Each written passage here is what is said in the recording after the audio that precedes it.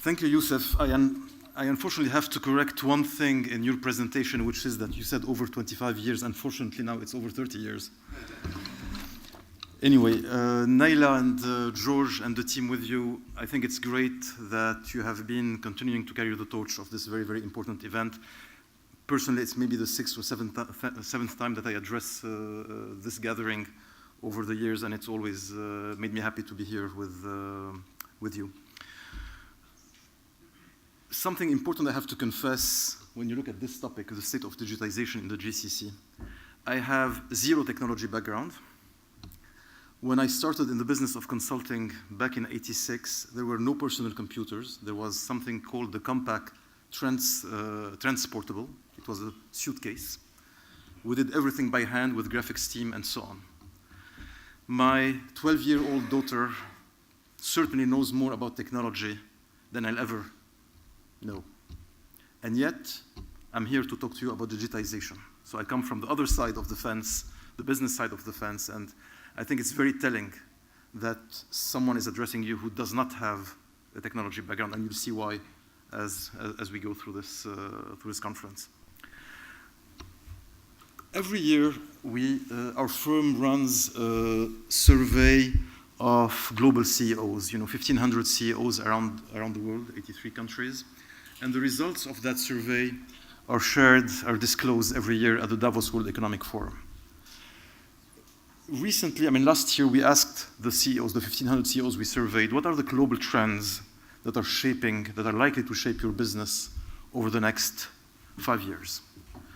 And the top 5 were technology advances first, and as you can see, way ahead of any other trend that CEOs see shaping their businesses. They mentioned demographic shift, from north to south, west to east, shift in global economic power from the developed world to the developing world, resource scarcity and climate change, and urbanization. But technological advances far ahead of anything that is likely to change the way they do business, the way their industry is structured in the coming 5 years.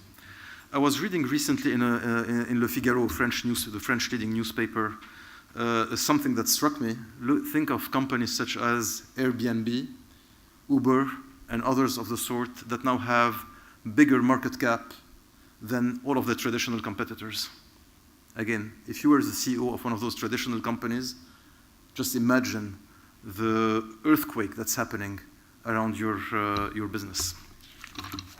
The reason why CEOs traditionally think, and executives in general, about what are the benefits of this whole digitization thing, you find the usual suspects. It improves quality, improves decision making, resource efficiency, and what have you. I'm not going to bore you with all these reasons, but these are very common sense reasons.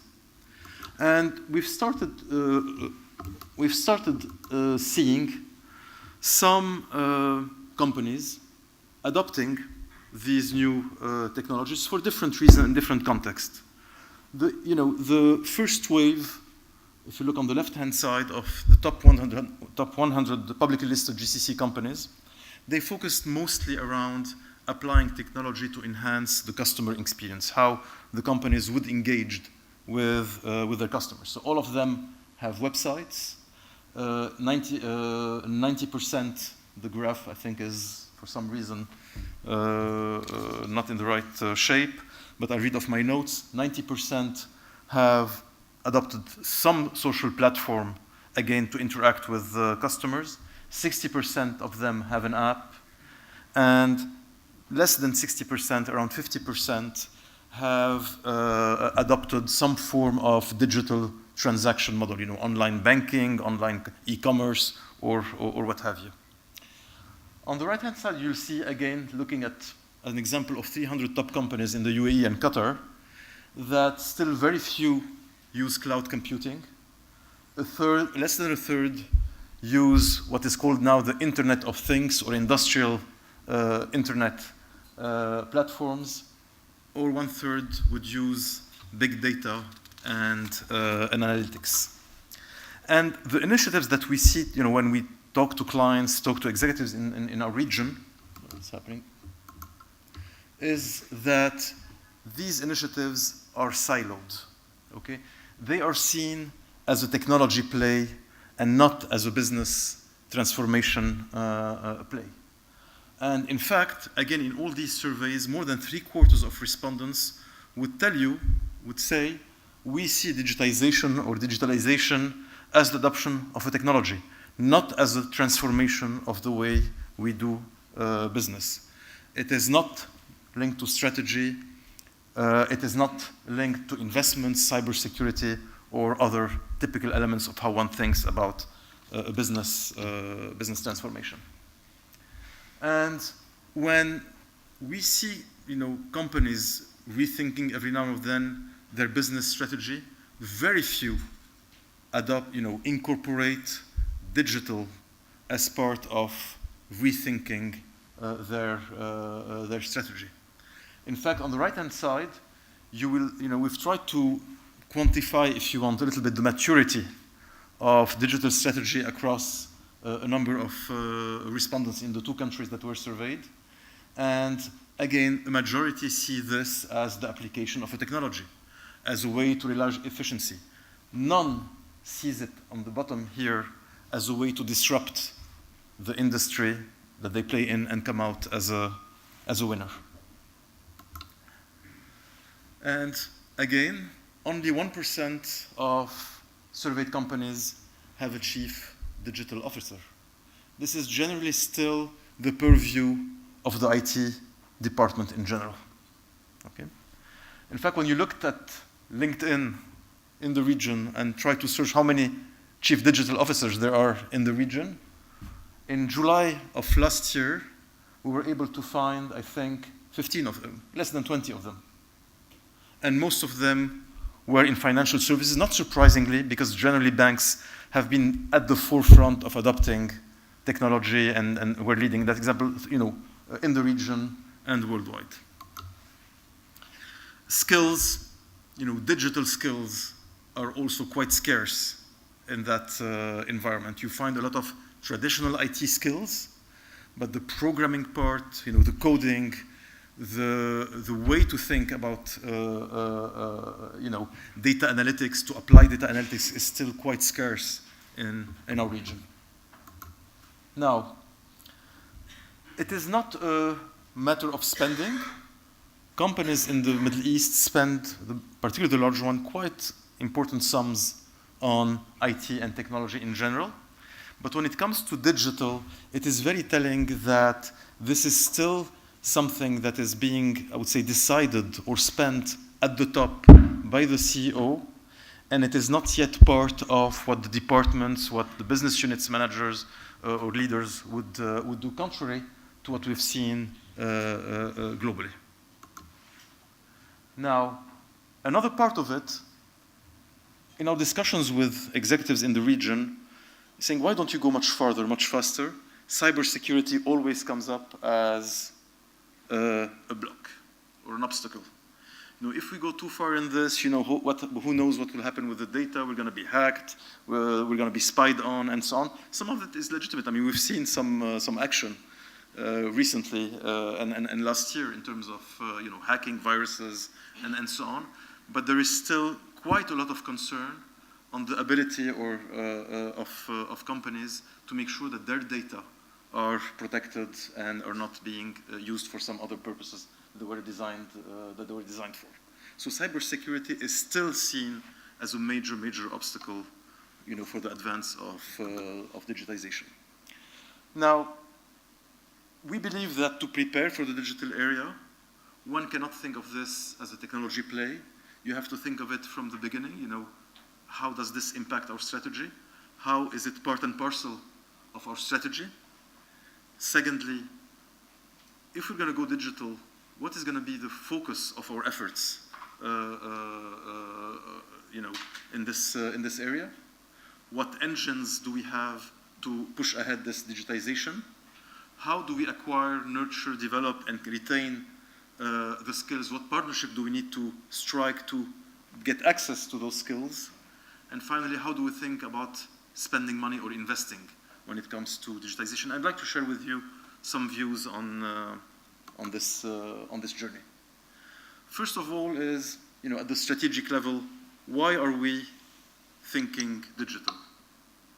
On, one extreme, some companies have chosen to continue their existing business model, not worry too much about digital, and many have been rendered obsolete or have lost their preeminent position, lost market share, and are no longer a key player in their industry. Some companies have chosen that to say, digital is a way for us to be more efficient. It is a way for us to do business cheaper, quicker, and so on. So using the digital channel basically to decrease costs or improve quality and production. Other companies have chosen to use digital as a way to grow the business. So, let's add a digital capability, an app, a website, or some sort to get access to more customers, to allow our customers to interact with us more easily. This hotel that we are in, for instance, recently I downloaded an app, that allowed me to not only to make reservations, which is frankly an easy thing to do, but to check in early, to get access to services, and so on remotely. Think of it as as a way to improve the customer experience, but also a sales channel, a service channel, and a feedback channel. But on the right-hand side, I'm sure you're familiar with all these companies, all these names. Some I would say entrepreneurs have seen digital as a way to totally change the game and disrupt the industries that they are passionate about. And again, the usual examples are Uber, Netflix, Airbnb, and others. And again, I'm sure you have your favorite example or image of what that could be. But again, this is another digitization play that one can think of. So thinking strategically about what is it that we're trying to achieve through a digital effort or a digital strategy is key to the rest. Secondly, having thought about this from a strategic point of view, what focus areas should we prioritize? Are we going to go that route to mainly use data, mine the data, and adapt accordingly our products, our way of reaching customers, and so on, what we call big data and analytics? Moving to the cloud, what technology do we adopt? What data do we store on the cloud? Again, with this comes a whole number of issues that we'll talk about later. Is it digitizing the customer experience?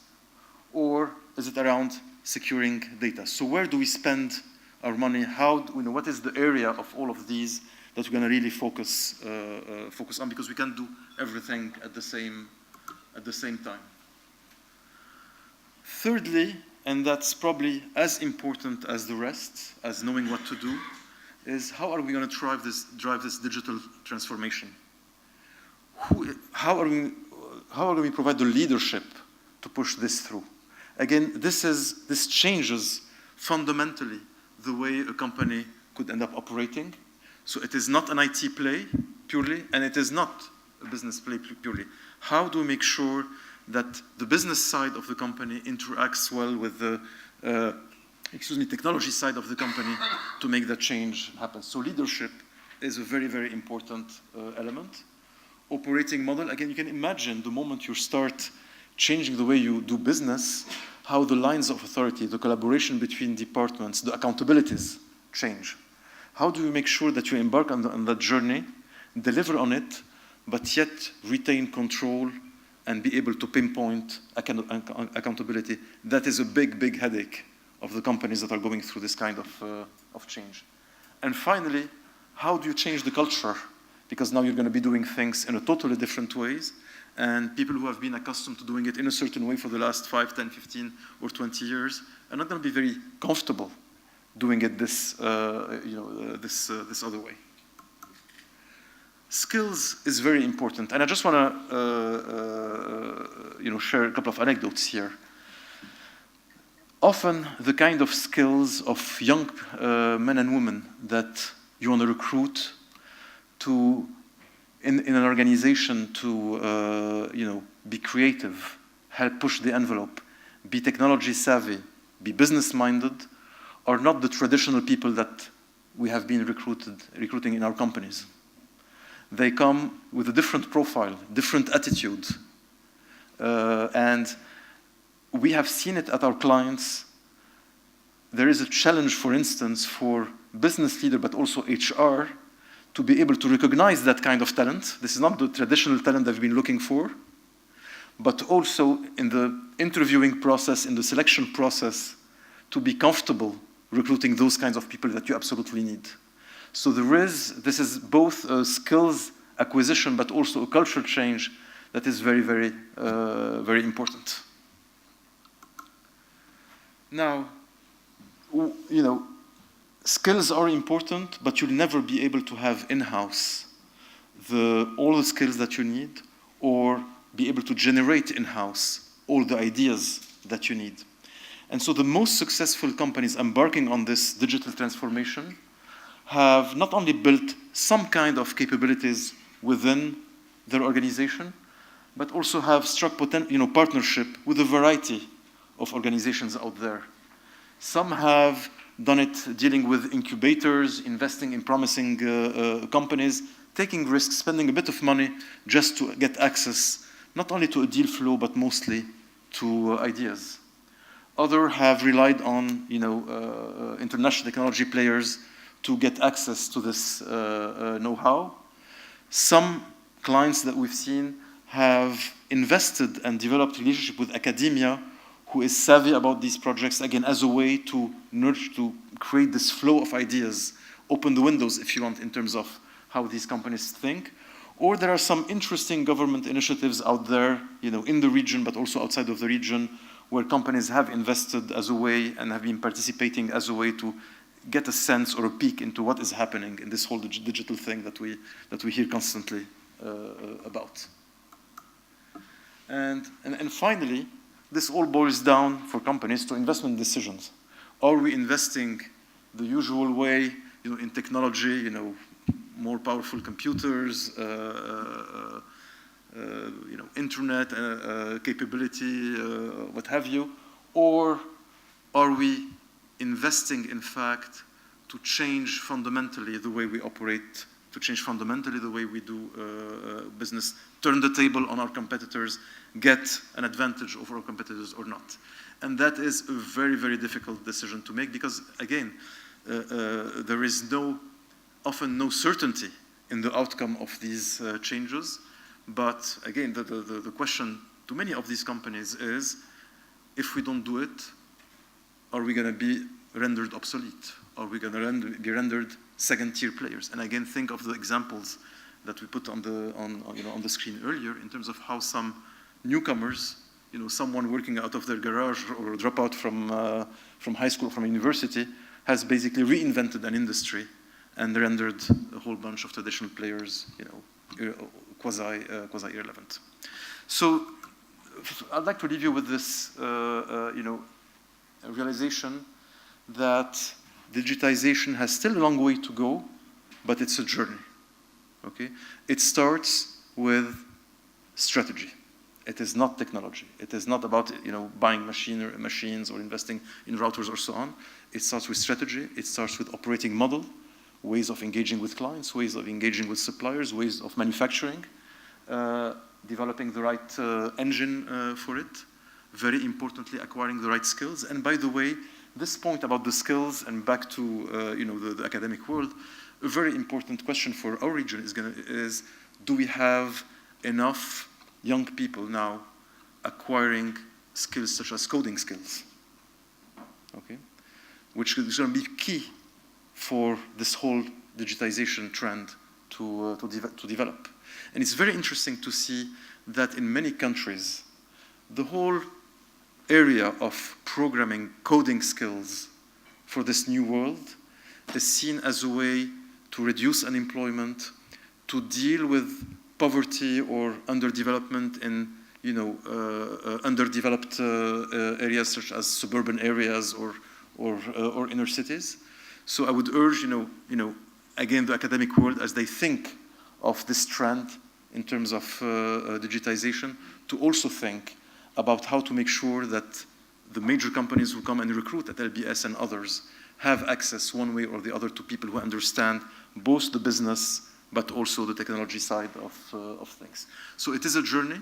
It is not an easy journey. The Middle East is just starting to embark on it. A couple of industries are absolutely at the forefront of it, but this is a trend that is unescapable, and I think you can safely predict that in 10 or 15 years, the companies in the Middle East, as we know them, will be operating in a totally different ways, and we see this from our discussions with our clients day in, day out. So I'm going to stop there, for the formal presentation, and if there are a couple of questions in the time remaining, more than happy to take them. Thank you.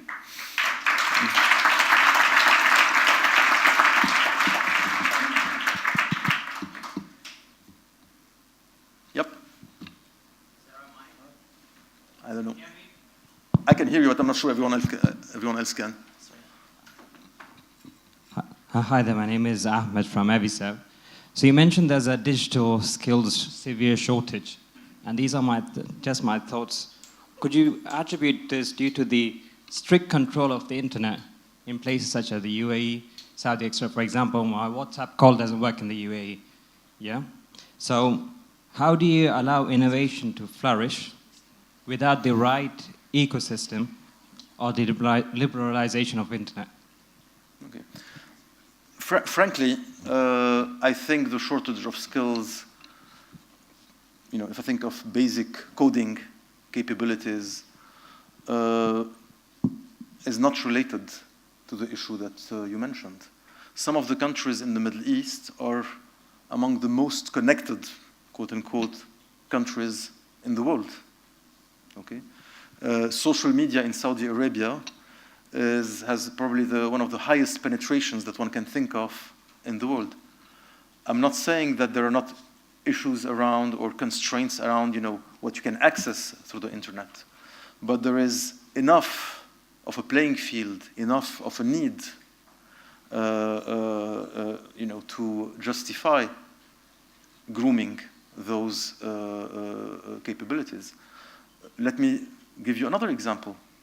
In Europe, in countries such as France, quite familiar with that one, but others as well, there is a shortage of coding skills. And one cannot say that the shortage of coding skills in France is driven by, censorship of the internet or constraint on what you can access on the internet or not. In fact, coding is now seen as a big lever to make sure to integrate some parts of the population that have not been as integrated in the economic fabric of the country, again in suburban areas or inner cities. So I don't think this shortage is frankly linked to the issue that you suggested, because we see it in places that have no such issue. I think there was a question there. Hi, Rana Zayadin from Anglia Ruskin University. Yep. Actually, I have sort of a comment to add to your Sure. presentation, which is very insightful. It is said that we are living in the third industrial revolution.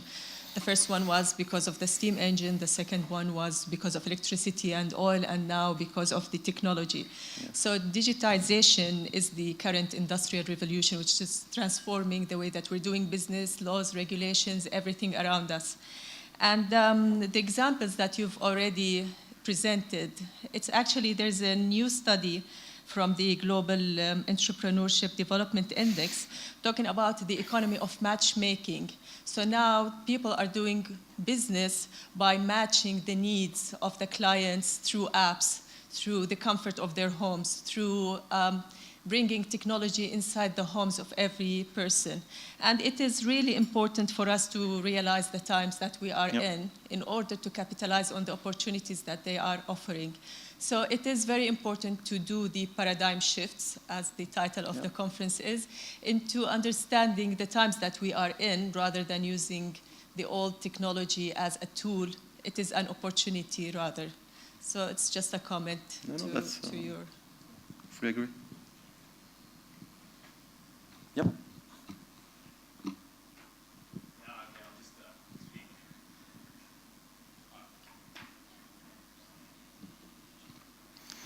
Hi, Stefan Tubia from London Business School. My interpretation of this presentation is that the largest hindrance towards of development of digitization in the Middle East is lack of, it's a cultural aspect as well as lack of skilled labor. Do you think that there's a large hindrance in terms of infrastructure amongst all these Middle Eastern countries, as well as general technological literacy? I would amend what you just said in terms of, first of all, what the obstacles are. It is not only about the scarcity of skills. It has also to do with the mindset that, I mentioned a few times that as long as we see this as a technology play, we're not going to go very far. This has to be seen, and by the top executives in every single company that this is a different way of operating, a different way of doing business. Okay, I'd say that is also a major obstacle. So it's not about spending a bit on technology and we'll be on. The infrastructure, of course. I mean, the infrastructure is an enabler. I mean, if you don't have the right infrastructure, the right bandwidth, access points, and what have you, of course, it is a hindrance not only to this but to basic usage of internet. Okay, watching movies or so. Of course, infrastructure is a major hindrance, but not. It's a hindrance for everything that has to do with connectivity, not just not only for digitization. But that is not the main obstacles. Yeah. Yep. Oh, sorry.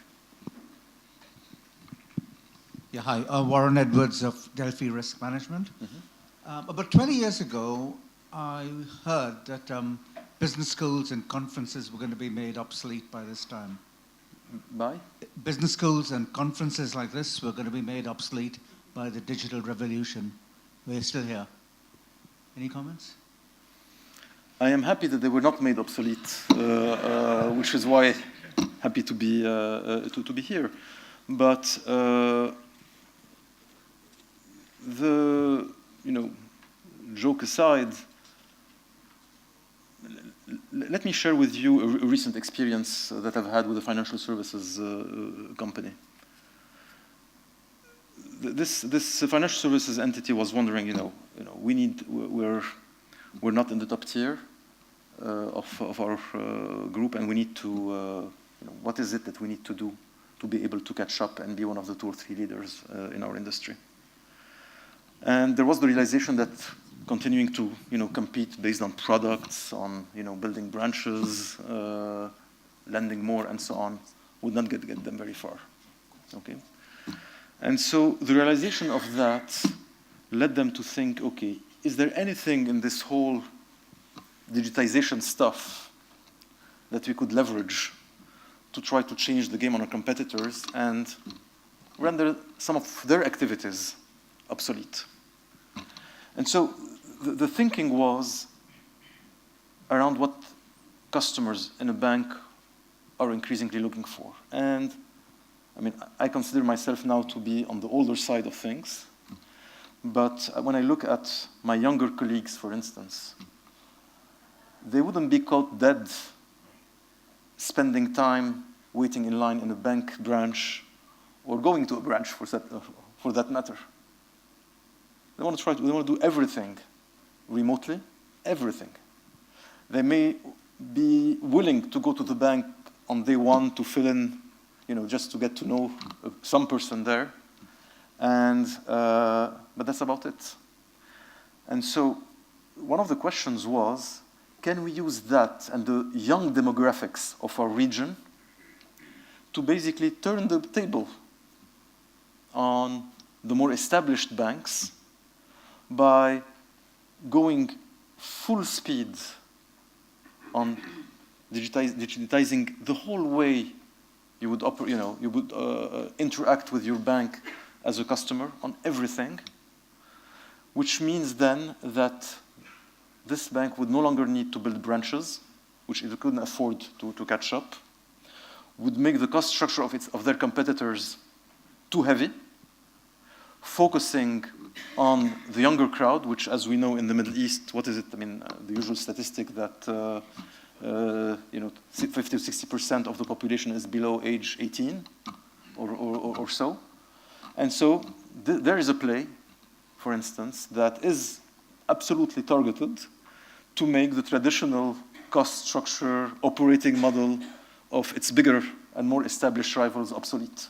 That's a very concrete way of making obsolete. But to your point, I'm very happy that this conference is not among the victims of digitization.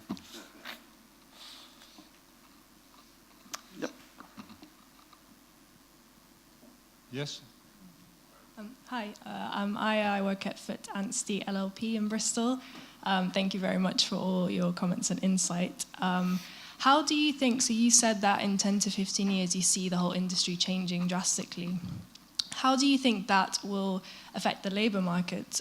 So for example, we act for a lot of banks who are constantly looking for ways to increase efficiency and productivity through the automation of the way we develop the products.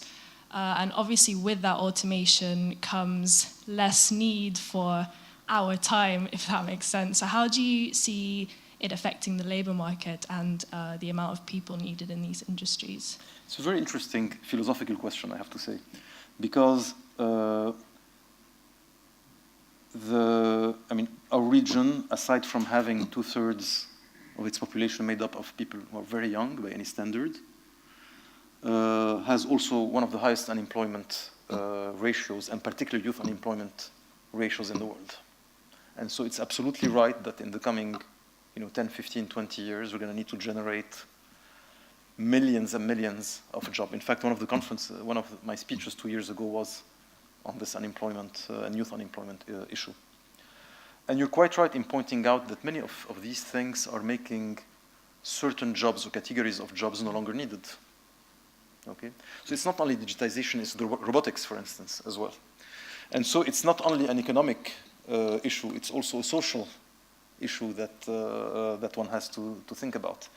And you're starting to see some very interesting debates. Did anyone read what Bill Gates suggested 3 or 4 weeks ago on this particular issue? Tax the robots. Okay. So I don't have an answer, frankly. There is a challenge, but I don't think we can escape addressing this. If a company doesn't do it, someone will make that company obsolete. If a company doesn't do it, their competitors will make it less competitive. Okay, so I don't think there's a choice. I think probably the way is to try to embrace it and to say right now, all these skills are scarce. We need to throw more labor, more students into those fields and try to embrace it. But I don't think you can stop, just like, I think the lady over there mentioned the Industrial Revolution and so on. Just put yourself back in the 1800s. Same question. Exactly the same question. Workers and in the plants, in the fields, and so on. Suddenly come the tractor, the Industrial Revolution. Exactly the same kind of question. It's not different. But it's an interesting question. Good afternoon. Yeah. My name is Richard Swift. I'm a trustee director of Al Care Foundation based in London. We work in around 15 countries around the world, mostly doing development aid, some humanitarian work. And my particular remit is to deal with innovation within the foundation. And I've been looking at our staff in Pakistan, India, Africa, various places, and trying to work out what it is we need to do to innovate. Disruption isn't an appropriate term for a charitable foundation, but my job is to get as near to the borderline of that as effective without being politically incorrect. What I've found is, I would very much value your opinion on the conclusions I'm coming to. It seems to be gelling. That what we're finding, particularly with our staff in Pakistan, in India, and in some of the countries of Africa, they're very keen to follow established procedure because that's a good and safe thing to do. And that appears to be a cultural thing. Whereas what we're trying to do is to innovate and to find new ways of doing it. And there is a clash in that. What's coming to me now is there's from the business background that I come from, the difference appears to be that entrepreneurs are focused on creation, co-creation, and building, whereas the customers are focused on consumption and systems. That appears to be the real distinguishing factor between something that is disruptive in a positive sense and something that is siloed, as you were saying. You know, one is conventional, we can consume this pre-agreed, safe thing to do, but it keeps us where we are, and not to do so is a dangerous thing. So I'm trying to find ways through that. Do you think this idea of being a creator and co-creator versus a consumer is the correct differential in mindset for me to look at, or can you suggest an alternative and better one, please? I'm not sure. I mean, I'd be happy to discuss this offline with you a bit later on, but I am not sure I would put the distinction between this creator, co-creator, innovator, with the other side being, labeled consumption. I'm not sure why you would call it consumption. I thought you were heading somewhere else when you start saying the traditional way of doing things, and as you were, alluding to this in the early part of what you said, I was just thinking on some real life examples that I'm going through. So take this banking or financial services issue or move that I was alluding to earlier. Said you want to make it easy for the new generation, young people, to do all their financial services or to fulfill all their financial services needs, the consumption part, if you want, without even stopping by a branch. You could think of having a young person who wants to open an account. Nowadays, all of us have had to sign, what do they call it? Know your customer, KYA forms and what have you. And you could think of, all of this being done remotely. Now, where I thought you were heading is to say, how does that tally with, for instance, the way some regulators traditionally like to do these things? In person, in paper, triplicate, etc. Okay? Take this now to the level of a company, where companies were used to, particularly in developing economies, signing stuff on paper, 25 signatures, and so I'm exaggerating the point, but I think the dichotomy is with more the traditional way of doing things as opposed to consumption. Yes, thank you for that. Yes, I meant consuming the safe, tested way of doing things, okay, rather than going into the dangerous innovation area. Got it. Yeah. And there, here. Yes, Anis.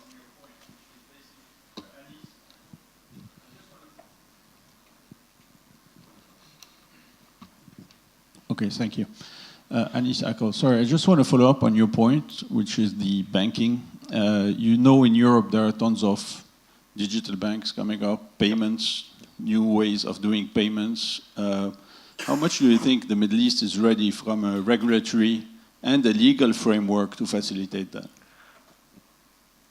This is one of the things I think the industry is going through right now. This is a dialogue between the industry in the Middle East and the regulators. And again, as usual, it's a journey. It's not going to happen overnight, Anis. It is a real issue. It is a real issue. Back to the point that was made about consuming the traditional way of doing things. And the soonest we get there, the earliest. But the dialogue has started.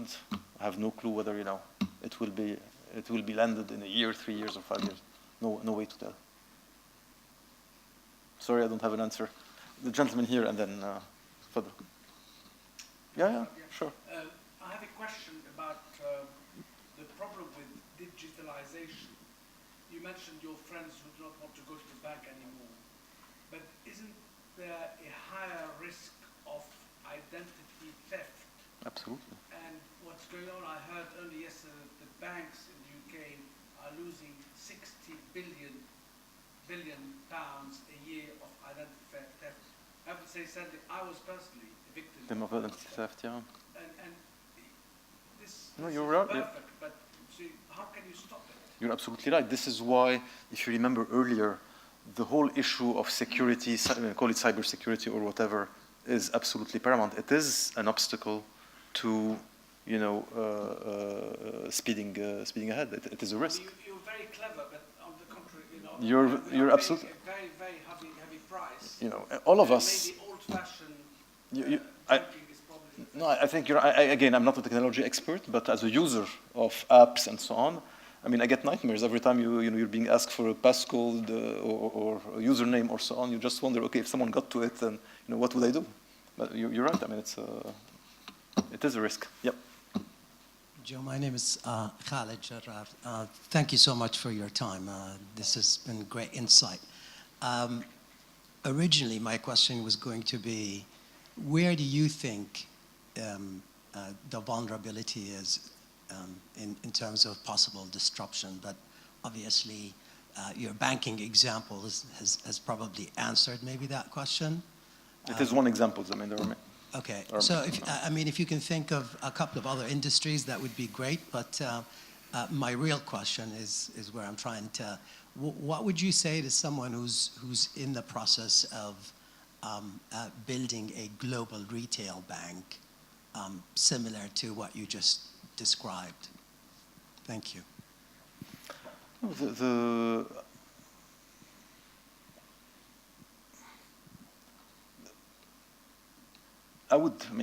Global retail bank, I would think pretty much along the same lines that I mentioned earlier. What is the population that you're targeting? Not population, I mean by, you know, age group, wealth group, or so on. Some are going to be more technologically savvy than others. Others will want to have the, you know, blue suit banker with a tie. I am one of those, by the way. I still like to go and have coffee with my banker rather than you know, do all sorts of things. But others wouldn't want to be caught dead in a branch. Global means also tackling the problem that Anis, I think, mentioned earlier, which is, you know, every regulator does things their own way, and each one has an approach to technology adoption different than the others. So I'm not sure I have an answer for you. I mean, I can tell you all of the 100,000 things that you need to think about, but the concept of a retail bank built around a new operating model at least seems to be very appealing. And there are, you know, a lot of banks really fundamentally thinking this. The issue, the interesting strategy. I mean, I can't help think as a strategist, which is really my first calling, which is it is, you know, what is easiest? Is it easiest to be an established brick and mortar bank and move to this, or is it easier to start from nothing and build something from you know, fresh, or be a second or third tier player, but then not be encumbered by all the, you know, the constraints of a big bank? It's a very interesting dilemma. Yep. Okay. We have time for one last question. Yeah. Yeah, in the middle. The mic is there. Yeah, I just wanted to ask around the part of innovation, I guess, in the Middle East, which is, I guess, the challenging bit, because with the creation, you have to also accept destruction and failure, because this is part of the process. Now, the regulatory environment may not be so conducive to failure in parts of the Middle East as it may be in the US or here or wherever you're at. Do you see that there being any changes to the regulatory environment? I'm thinking about, you know, if you default, you know, on a company or something like that, you go to jail, basically, debtors, prisons and things like that. Do you see any change in that environmental part of the business? This is a topic that's quite dear to my heart. In fact, I addressed this gathering, I think 3 or 4 years ago, on these issues, you know, innovation and the obstacles of innovation in our region. And believe it or not, the top issue was not financing. The top issue was the social stigma, but also the physical stigma around failure.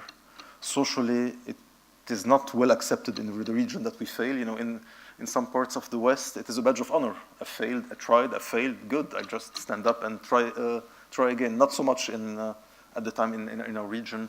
And then there is the whole thing about bankruptcy laws, you know, a check that bounces and you end up in jail and so on.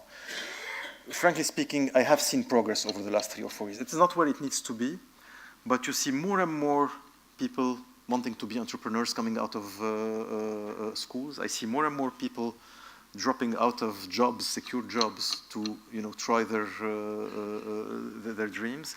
And you see efforts around dealing with bankruptcy laws in the UAE, even in Saudi and in other places. So it is heading in the right right direction, compared to.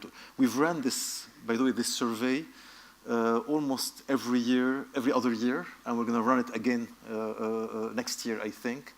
And I'll be interesting. I mean, I'm eagerly waiting for the results. But just from interactions on campuses, in industry, in our communities, and so on, you can feel that there is positive change on this. Okay, Youssef, Jim, thank you.